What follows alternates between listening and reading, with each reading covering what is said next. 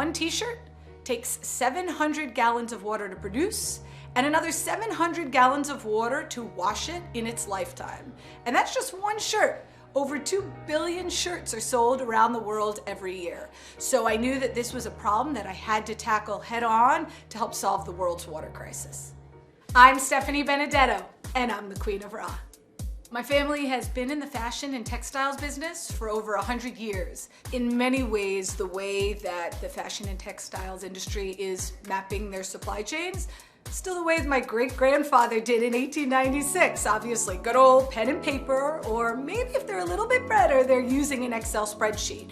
But because of that, there are just so many errors and discrepancies that happen in managing these incredibly global, complex supply chains that a ton of waste just starts to accumulate, and they don't even know about it. It's an $800 billion annual market, and of that, 15% every single year ends up at waste. That's $120 billion of just fabrics that are sitting in warehouses around the world. Perfectly good stuff. So our mission is to be able to map the world's dead stock, that 120 billion of unused textiles, giving designers, creatives from small to large access to these materials in real time, and then also how to help these businesses minimize that waste going forward.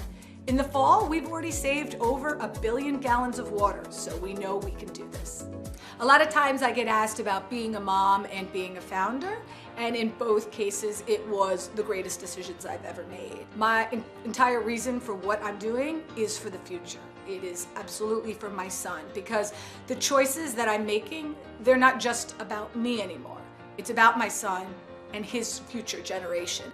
So everything that we are doing and the way we're thinking about the planet and business is going to have a massive impact on him. And so what I want to quantify and track as a business owner is not just the business that I'm driving, but also the sustainable solutions. So we do data track in our back end, the water, the toxins, the energy, and the dollars that we have saved for businesses by them using our solution.